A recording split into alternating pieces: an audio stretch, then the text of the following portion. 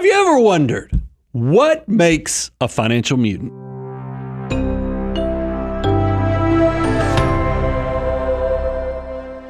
And Brian, I am so excited about this because this is the show that we've been talking about. We asked you guys, we said, hey, we want to make content specific to you. We want to know about your financial life and what you look like. And so we asked you to fill out a survey to tell us about your unique financial situation. And boy, did you. Holy cow. Yeah, I'm so pleased because this is years in the making. We've been doing millionaire kind of what makes our millionaires here at the Money Guy Show. We run a wealth management business is our full-time job, and we actually went and surveyed our clients. We've been doing this for years, and enough of you guys asked, hey, that's cool, and we love seeing what the millionaire behaviors are. But how about if you actually let us, the audience, kind of share who listens to the Money Guy Show?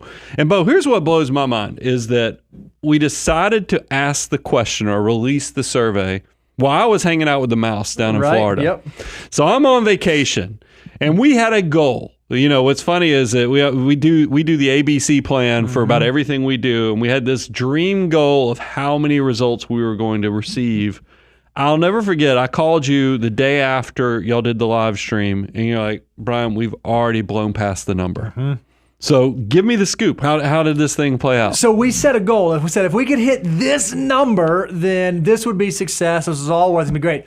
And you guys answered in droves, and you actually went 4x our dream plan number. And so you blew it out of the water. So thank you for being so committed and willing to take a little part of your time to fill out the survey. And now we get to dive into it. We get to walk you through what exactly is it that makes a financial mutant? Now, that is a very fine question. And I think I already have a simple answer. If you want to cut the corner off on your journey to becoming a millionaire, go ahead and make sure you subscribe or like the video and ring that notification bell.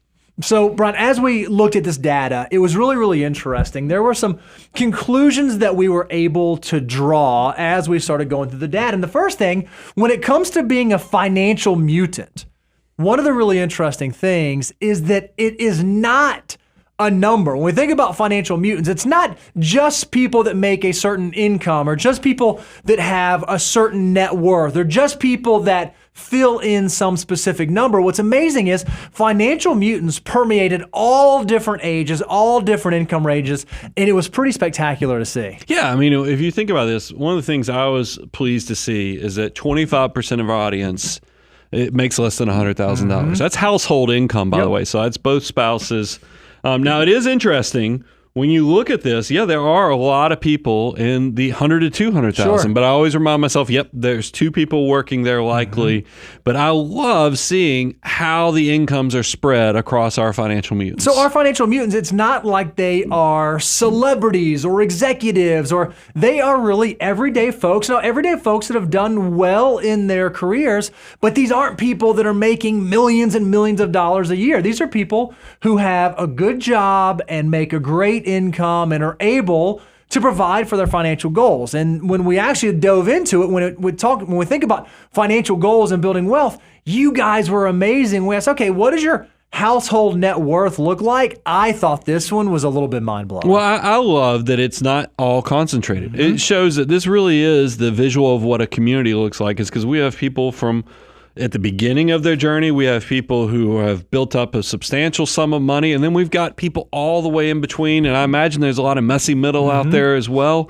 But I loved seeing that this is a community of people who really do just want to maximize their money. But you can see the biggest group of people was that net worth that was somewhere between 100 to 400,000. But Bo, you made a great observation when we were kind of talking about this, is that a lot of Americans can't seem to come up with $100,000. They can't come up with $1,000. A lot of Americans can't come up with $1,000 for an emergency. And yet, when we asked you guys, 85% of you said that we have a household net worth of greater than $100,000. So 85% of our folks have a net worth in excess of $100,000, whereas 60% of Americans couldn't come up with $1,000 for an emergency. you guys do not look like your peers. You're not making the same decisions as the average American, and it's showing on your net worth statements, which is awesome. Yeah, and I think this probably has to do with a lot of the behaviors.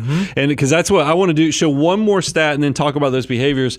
Investable net worth, because we know a lot of people out there, if you owned a house at the right time, you have a big bump in your net worth naturally. But let's talk about investable net worth.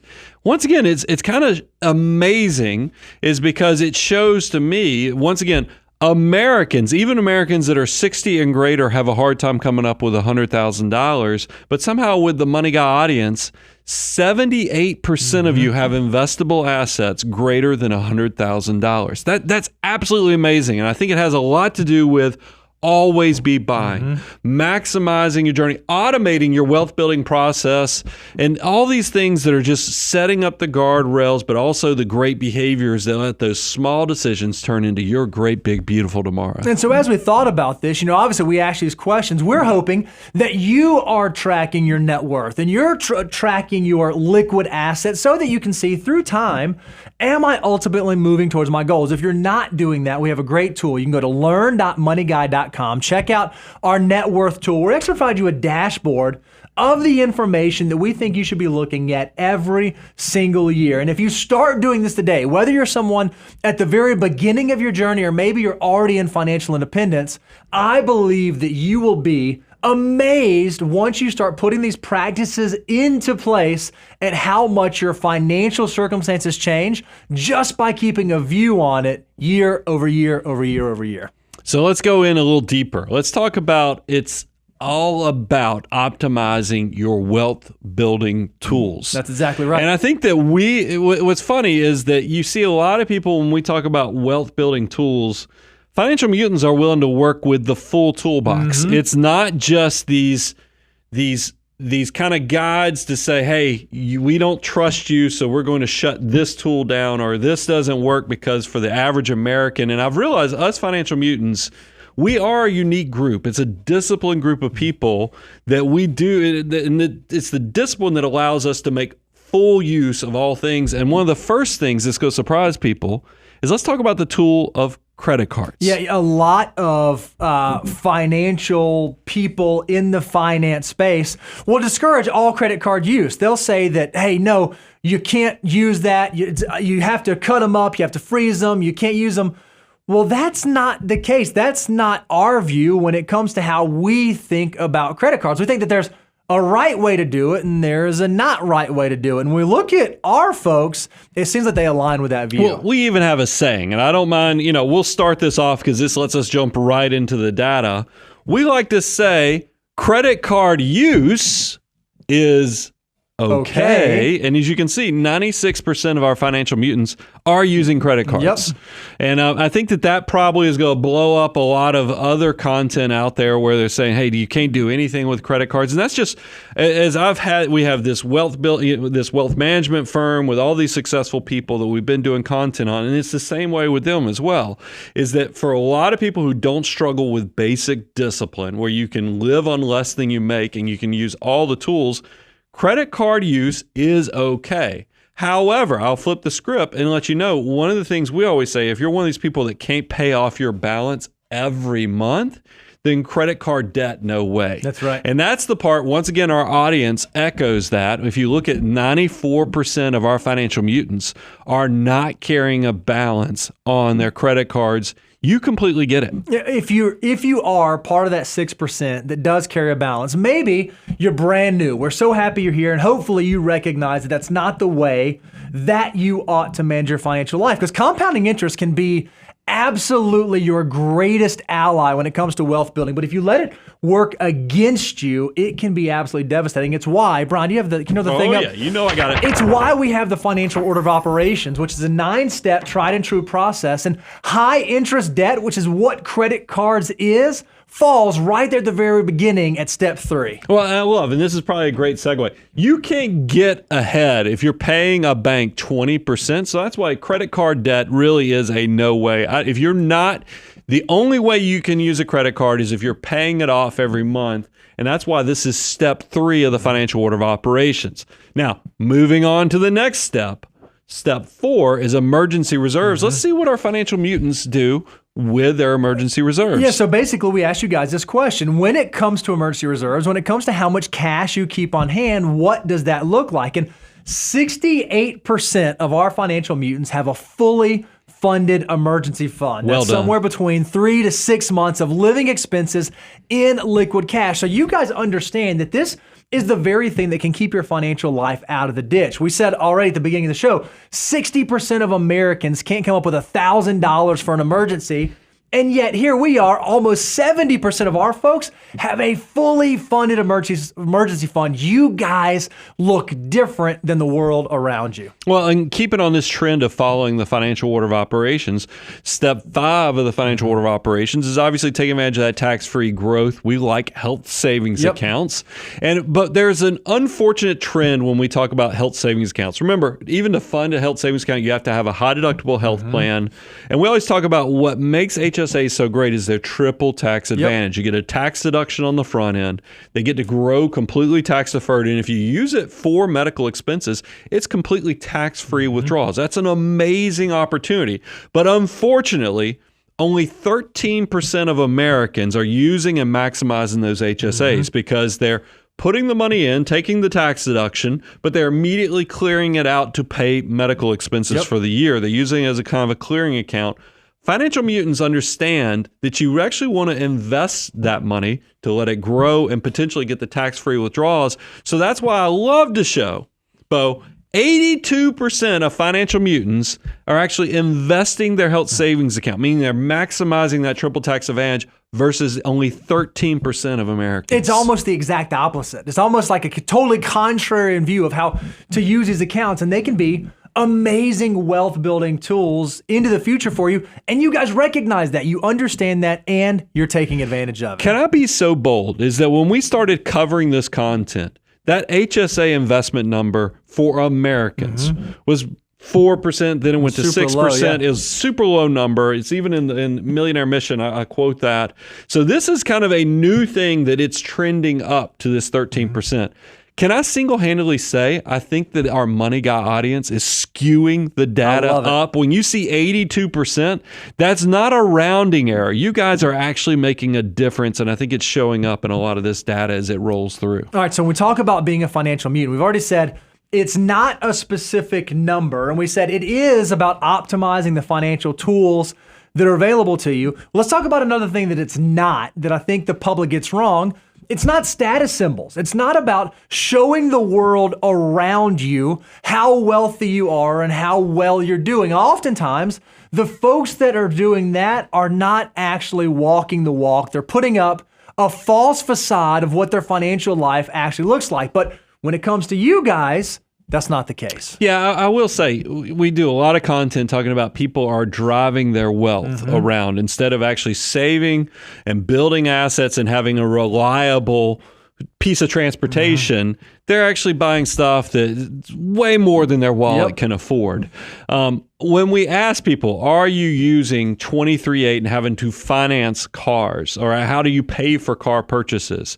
You can see that 36% of financial mutants are paying cash, but the majority, 45, or I'd say a good portion, 45% if you're buying a car, are using loans. And that resembles us. And that's okay. Having to borrow money to pay for a car is not in and of itself a bad thing. Obviously, we would love for you to pay cash. We'd love for you to be in that position. But most of us in our financial journey, especially early on, we're just not in that position. So we've tried to put a system in place that will help you do that well. If you're going to borrow money, how to do it well. And that's why we came up with 23/8. When it comes to buying a car, whether you're buying new or used, we want you to put 20% down. We don't want you to finance it for any more than 3 years or 36 months. And the payments for all of your auto loans, not just one loan, but all of your auto loans, cannot exceed 8% of your monthly gross income. Now, Brian, that's for an affordable car.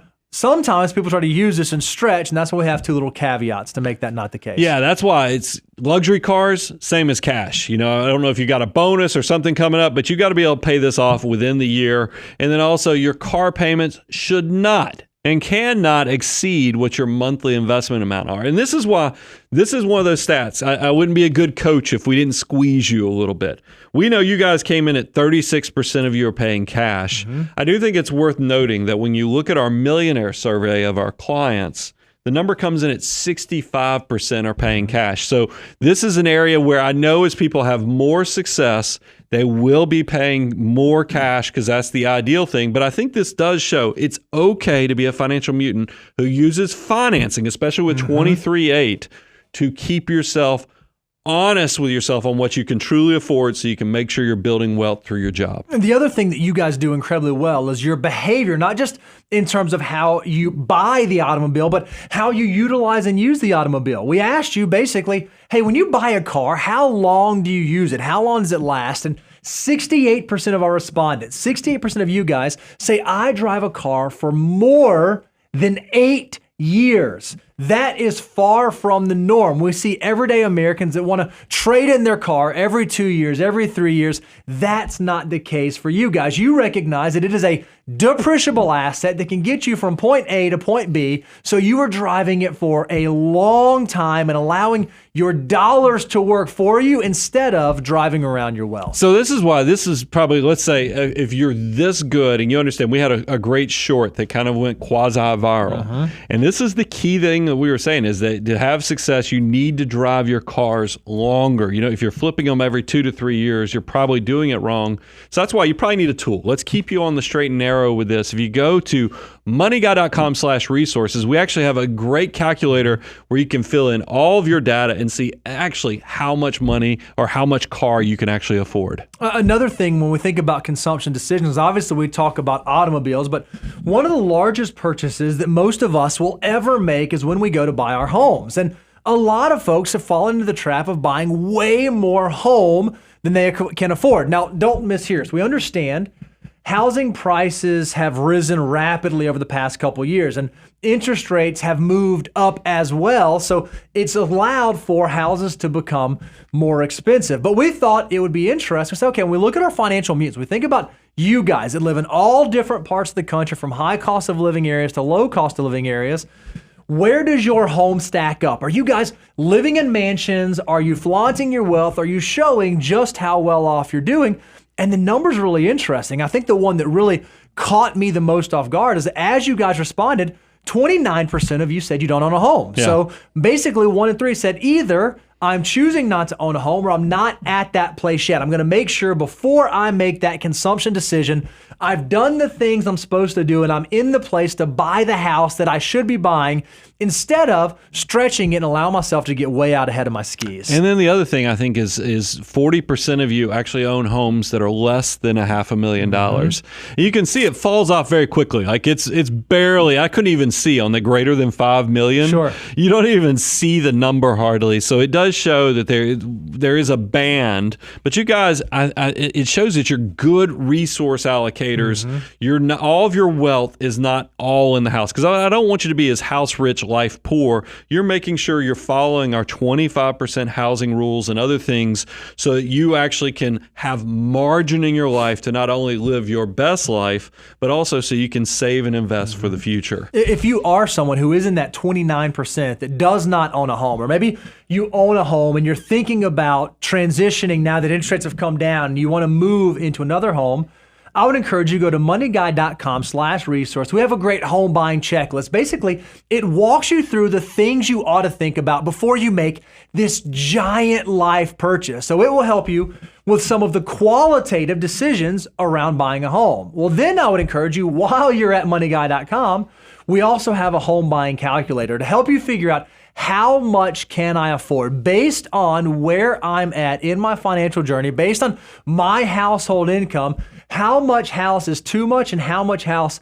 is affordable. And if you can make that decision on such a large purchase, there's a really good chance you're going to set your future financial self up for success. Yeah, so make sure you're taking advantage of that tool because it will answer a lot of your questions. Now let's move on to something I'm pretty passionate about, Bo, is I really think if you ask me what's one of the secrets to what has allowed us to be successful, for me, I always talk about that somebody holding the ladder of education allowed me to kind of climb that ladder and become a better version of myself and create success.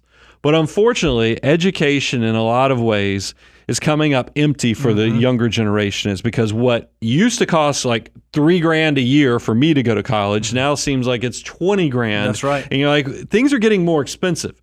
And because things have gotten so expensive, we've got to pay attention to what are we actually getting out of college for something that's very noble, and it's written into kind of our society is that education is good. You still need to be on guard to make sure you're making education decisions well.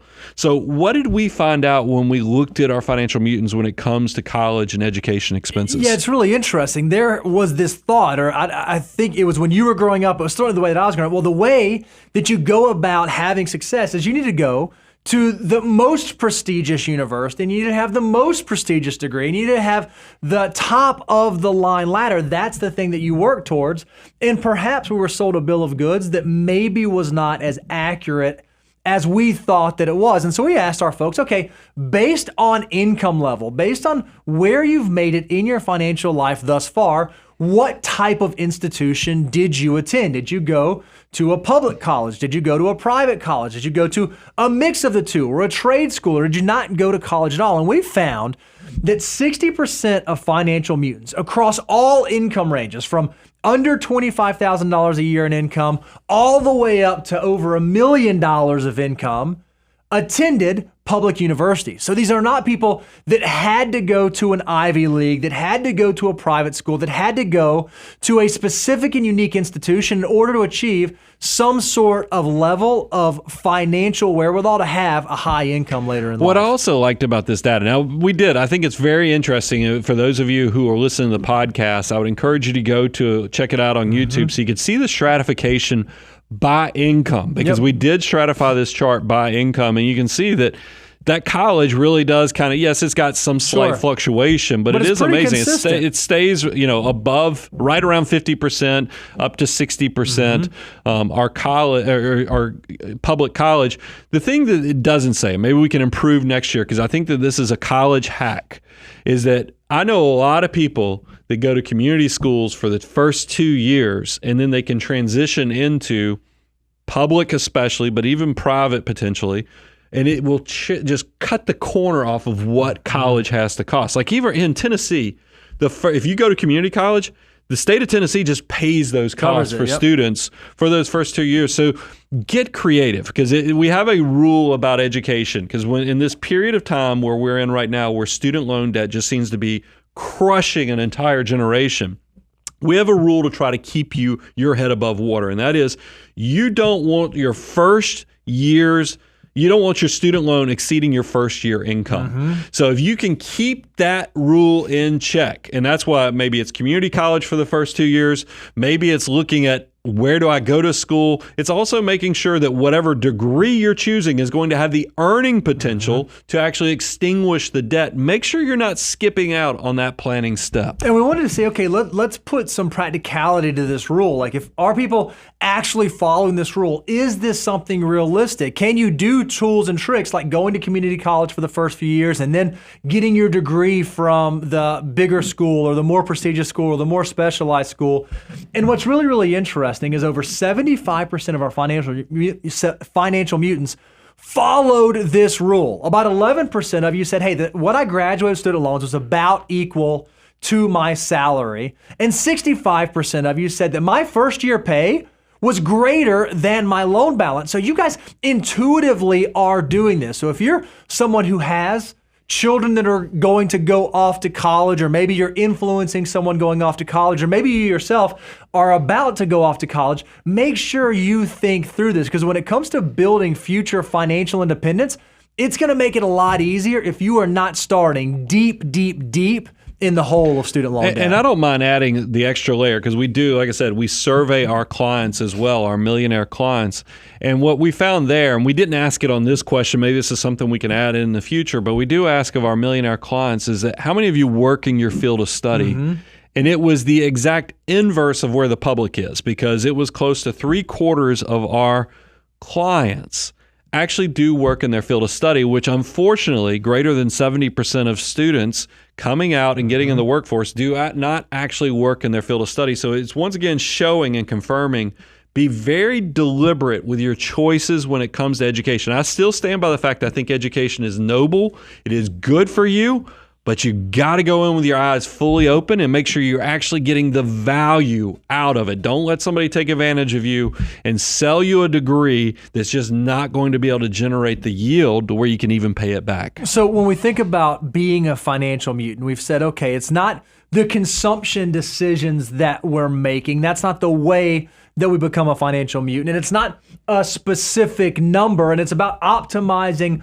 our tools. When we really synthesize this and said, okay, when it comes to financial mutants, what is the unique thing? Like, what's the thing that sets them apart? And what we found is that it's really a mindset. Whether you're at the very beginning of your journey or the very end of your journey, or whether you have $100 or $100,000, it is about your mindset. It's about the way that you look at finances. It's about the way that you think about making financial decisions. And I think some of the data surrounding mindset was fascinating to me. This one, I love the fact that if anybody's hung around financial planning firms, you know, the typical demographic for financial planning firms is it's kind of gray. Mm-hmm. I mean, retirement a lot of 50 and 60, because people think about this stuff. What I love about the Money Guy Show is that we get to really bring this down to the masses to where we let people as soon as possible, because even when we do our millionaire study and we ask our clients, what's your biggest regrets?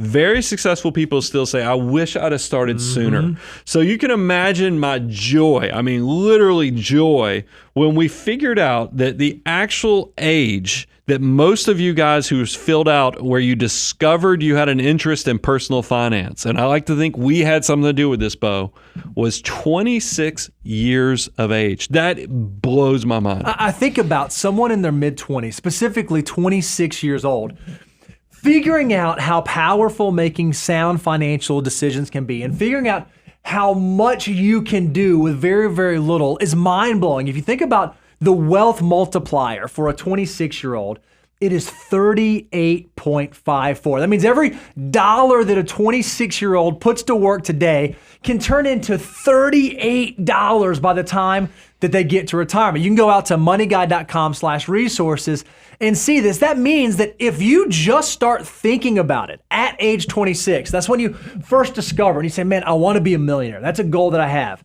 In order for you to do that starting at 26, you've only got to save about $200 a month. If you want to be a multi-millionaire, it's only a little more than $400 a month, which I think is unbelievably reasonable. Less than $5,000 a year for someone who figures it out at that age can be on their way to multi-million-dollar status. Well, I was at a party this weekend. It was a kid's birthday party, and I was introduced by the host to this 23-year-old, and he was like, "Hey, you should meet Brian. He has this Money Guy show," and this guy had a huge interest and aptitude. He was not familiar with our content, so I loved it. It was blue sky opportunity to kind of share. And I said, hey, here's something I want you to know, because he's 23 years of age. I said, you ought to go to our money. I know this is ridiculous to say, but I did say it. Is you ought to go to moneyguy.com/resources. You ought to play around with our wealth multiplier, because when you understand for a 20-year-old, $1 can be 88. For a 30-year-old, it can be 23. For the 40-year-old, it's 7, and for the 50-year-old, it's 3. You'll know that what your time is your most valuable resource, and you will think about spending differently. You'll think about saving and investing differently. It just changes your entire mindset to how you look at money. And it blew my mind to kind of watch his transformation as I was at this party, because he came up to me at least 2 other times with additional questions, and I could see his mind started churning. That's what we hope we get to do for every one of you. Instead of me meeting you at a party, you're going to stumble across the podcast. You're going to stumble across the YouTube channel, and we are going to open up your mind to a completely different opportunity than you ever thought was possible. And when that happens, it changes your behavior. Because we asked you guys, you financial mutants, about your savings rates, and it was mind-blowing that 1 in 3 of you save more than 25% of your gross income. 1 in 3, more than 25%, meaning you have figured out how powerful your army of dollar bills can be, and how if you can trade a little bit of today and get it working for you, you really can have that great, big, beautiful tomorrow. And the faster you get to 25% savings rate, the more opportunity and flexibility you're gonna give your future self. If you don't believe us, go to moneyguy.com/resource. So we have a deliverable called How Much Should I Save? And it will show you at different ages, what does saving 25% actually do for me? How much of my pre-retirement income will I be able to replace when I get to retirement? And you'll be amazed that the sooner you figure it out, the sooner you can start deferring into the future, your future gratification, your mind will be blown at how powerful your dollars can be. So, Bo, we decided, hey, this is such an important piece of data to know savings rate, because savings rate means you get into investments. Investments actually is building your army of dollar bills, and that's what's going to work harder than you can with your back, your brain, or your hands, is because your money will work harder for you. So we wanted to stratify this by several different things, because we wanted to make sure people didn't think, hey, this makes sense that either people with high incomes, this is influencing this, or maybe it's the age is influencing this. So, Bo, we broke it down first by savings rate by age. This one was so encouraging because we hear so many, I don't want to say negative things, but there's so much vitriol out there against the younger generations. Well, that's not the case with you guys. Would you believe it if we told you that for folks in our 20s, I'm leaving the under 20s for you, for folks in the 20s, 32% of you, 1 in 3 of you in your 20s, saves greater than 25%. When the rest of the world is telling you, you don't have enough money, you can't save, YOLO, wait till the future, life is too expensive, inflation, yada, yada, yada. You guys have figured out how to save 25% of your gross income, and that is amazing. And that gets me crazy excited for the future. Yeah, I mean, think about it, because I want to make sure we give them the numbers for in case my podcast people. 20s, 32% of you are saving 25%. That was 20s. 30s, 30%. 40s, 30%. 50s, 36%. You're like, uh-oh, I'm retiring. I better kick it up a notch. And even people 60 plus, it was 22%. I will say Bo left the under 20. This is something that warms my heart because I know my own daughter, and I give you parents a lot of credit on this too, is we prime the pump. I always say if you want to get your children to appreciate the value of work, but also to appreciate the value of saving and investing, give them some matching funds, meaning when they start their first job, start that custodial Roth IRA. Let's do $1 for dollar, or even 50 cents on the dollar. You figure out what the formula is, but it's amazing to see that these children that are still in the house or young adults who are still potentially in the house, under 20, the savings rate, it's 44% are saving 25% or greater. That's incredible. But we didn't just stop at stratifying it by age. We said, okay, what about income? And maybe this is something that's just skewed towards higher income individuals. And again, our minds are blown that over 1/3 of financial mutants save more than 25% across all income. So when you look at folks that make $25,000 to $50,000 a year, 24% of those are saving greater than 25%, and that is incredibly consistent. And what I think is so interesting about Financial Mutants is, as income went up, so too did savings rate. What is happening with you guys is you're not letting lifestyle creep happen in the negative way. You don't start at a lower income saving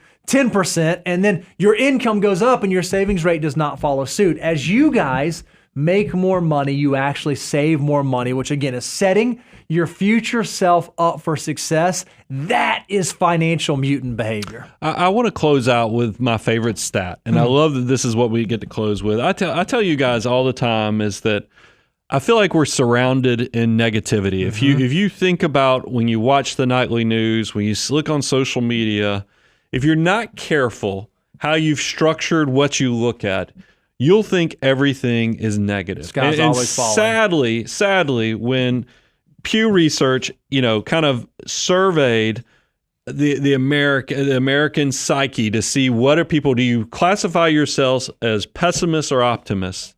The majority of Americans, unfortunately, classify themselves as pessimists and not looking forward towards the future.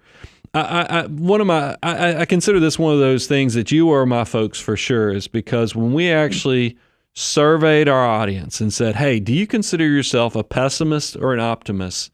You blew the stats out of the water because it didn't matter what age group or income. We kind of stratified it in all kind of different ways, but it was a 5-to-1. It's amazing that you guys are optimists. A lion's share of you, 80% of you classify yourself as optimists. And if you look at the chart here, even those that make 25 to 50,000, the number is high. I mean, it's close to, it's 75 to 80%. So this is not just because people are fat and happy with lots of money coming in. It's just a mutant mindset thing where you see the opportunity, you see the potential to make a bunch of small decisions and turn them into your great, big, beautiful tomorrow. And Bo, we don't take that for granted. Not at all. We cannot thank you enough for doing the survey, for participating in this with us, because what you have substantiated to us is that you guys are different. You look at the world differently. You make financial decisions differently. You are financial mutants. And so the encouragement we would give you is keep doing it. Don't stop. Let this be fuel for the fire that keeps you moving towards financial independence, because we genuinely believe that there's a better way to do money. And you guys, Money Guy audience, you financial mutants, you are doing money better. So get out there. Take advantage of all the free stuff we've got. moneyguy.com/resources. This survey blew my mind. I told the team, we ought to go and see when you hear Ramsey and them talk about how many thousands of people they did their survey on. I think we're probably the thousands upon thousands of people that responded to this. Blew my expectations. And so this might turn into an annual tradition, but it also confirmed to me that abundance is more about mindset than it is just about money. Because you guys, you show that you are cut differently, you're doing things differently, and we don't take for granted that we get to be on this journey with you. So I'm your host, Brian Preston, Mr. Bo Hansen, Money Guy team.